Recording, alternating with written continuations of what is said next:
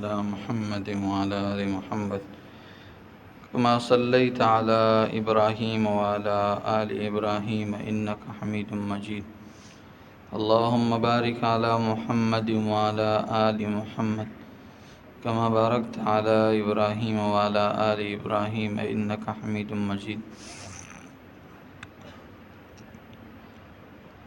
نحمده ونصلي ونسلم على رسول الكريم أما بعد فأعوذ بالله من الشيطان الرجيم بسم الله الرحمن الرحيم إن شر الدواب عند الله الذين كفروا فهم لا يؤمنون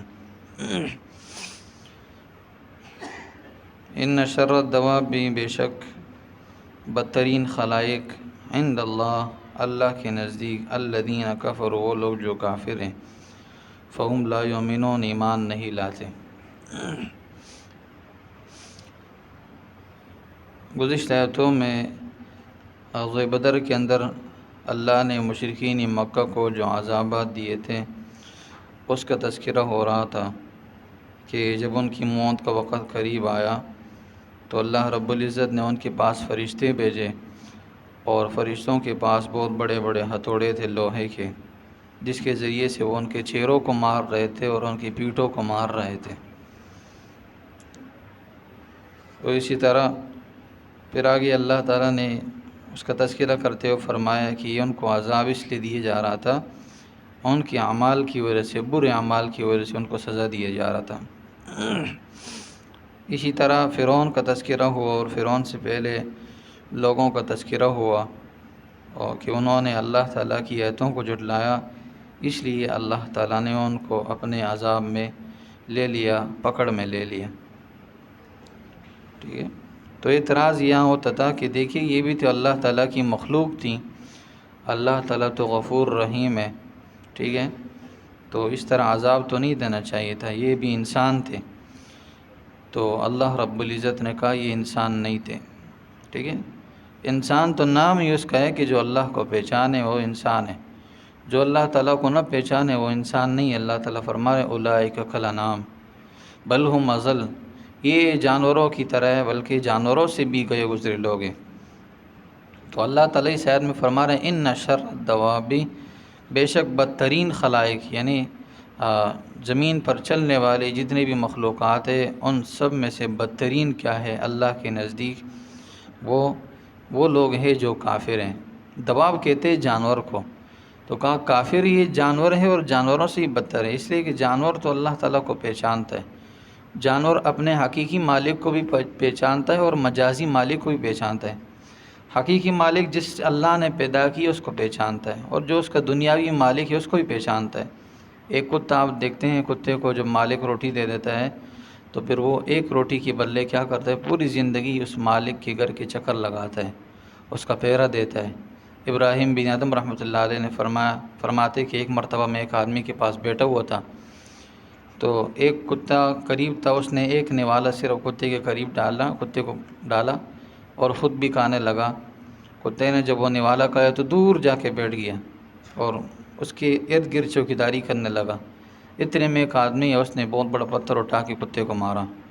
اب کتا درد سے کرار ہے لیکن اپنی جگہ کو نہیں چھوڑ رہا ہے کہ یہ جگہ میری مالک کی جگہ ہے، مالک کی جگہ کی حفاظت کرنی، لہٰذا میں اس مالک کی جگہ کو نہیں چھوڑ سکتا ہوں۔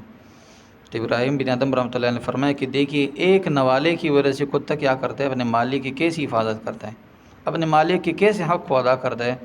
فرمایا انسان جب اللہ تعالیٰ کے حکم کو نہیں مانتا، اللہ تعالیٰ کی اطاعت نہیں کرتا، تو یہ اس جانور سے بھی گئے گزرے ہیں، کتے سے ہی بدتر ہیں۔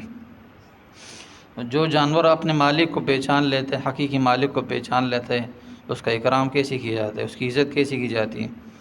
تو جو حقیقی مالک کو ہی پہچان لے، مجازی مالک کو ہی پہچان لے، تو اللہ تعالیٰ پھر اسے بلندیوں سے نوازتے ہیں۔ دیکھیے اصحاب کہف کا کتا، وہ ایک کتا تھا لیکن جب وہ نیک لوگوں کی صحبت میں رہا، اپنے مالکوں کو پہچانا اور اپنے مالکوں کے مالک کو پہچانا، تو اللہ رب العزت نے اسے کیا مقام دیا۔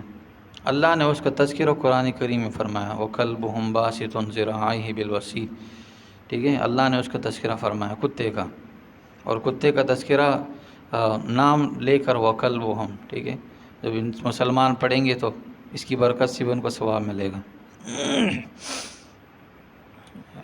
تو علماء نے لکھا کہ 10 قسم کے جانور ہیں جو انسان تو نہیں ہے لیکن وہ اپنے اللہ تعالیٰ کو پہچاننے کی وجہ سے، اپنے رب کو پہچاننے کی وجہ سے، اپنے حقیقی اور مجازی مالک کو پہچاننے کی وجہ سے وہ جنت میں جائیں گے۔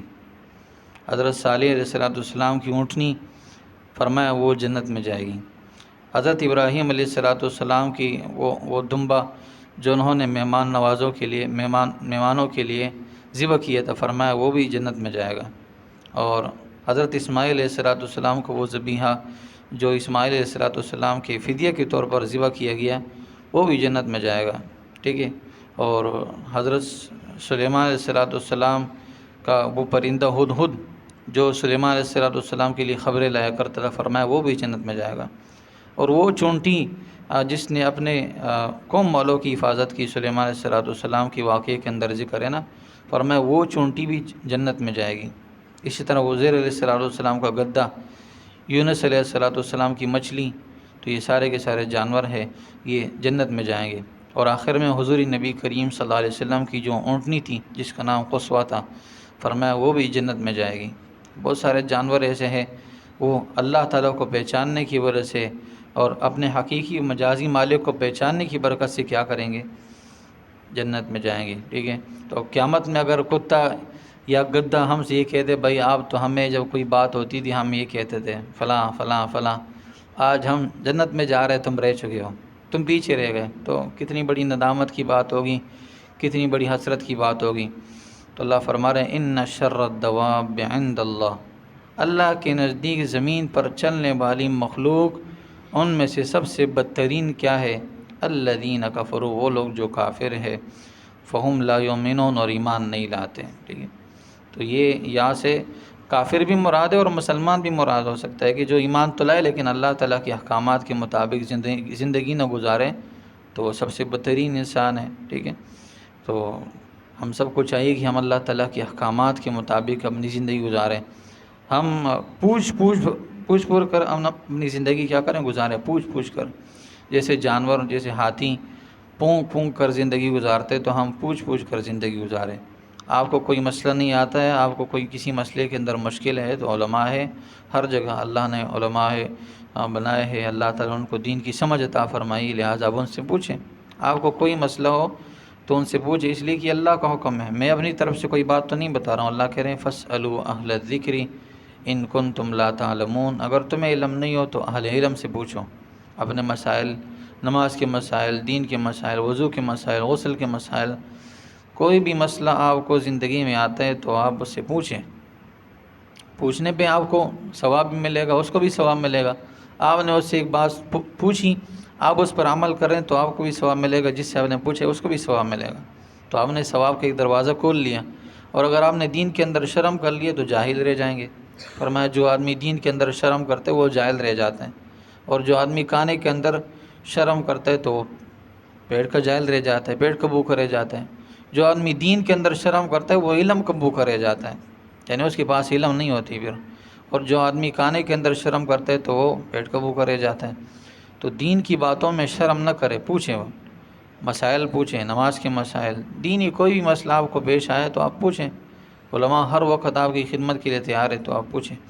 تو اللہ کے نزدیک سب سے بدترین مخلوق کیا ہے؟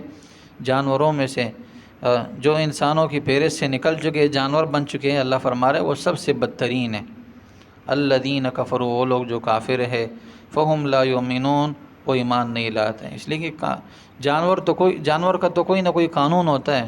کوئی بھی جانور آپ دیکھ لیں، جانور کا کوئی نہ کوئی قانون ہے۔ آپ مرغے کو لے لیں، جیسے صبح کی نماز سے پہلے وہ اذان دے دیتا ہے، اس کو کوئی نہ کوئی زندگی جینے کا اس کو کوئی نہ کوئی طریقہ تو ہے نا، ٹھیک ہے۔ آپ کسی اور جانور کو دیکھ لیں، کبھی کسی جانور نے انکار نہیں کیا کہ آج میں جو اونٹنی ہے یا بکری ہے وہ کہتی ہے بھائی آج دودھ نہیں ہے، دودھ بند ہے۔ اپنے مالک کو دودھ دیتا ہے جانور، جو بھی ہے، اونٹنی ہے، بکری ہے، وہ دودھ دیتی ہے، ٹھیک ہے۔ مالک اس کو کھلاتا ہے، اپنے مالک کے لیے کام کرتا رہتا ہے، لیکن سوائے انسان کے کہ وہ اپنے مالک کے حقیقی مالک کی بات کو نہیں مانتا ہے، اس کے احکامات کو نہیں مانتا ہے، ٹھیک ہے۔ تو فرمایا وہ انسان جو اللہ تعالیٰ کے احکامات کو توڑتا ہے، نہیں مانتا ہے، اس پر ایمان نہیں لاتا، وہ جانوروں سے ہی بدتر ہیں۔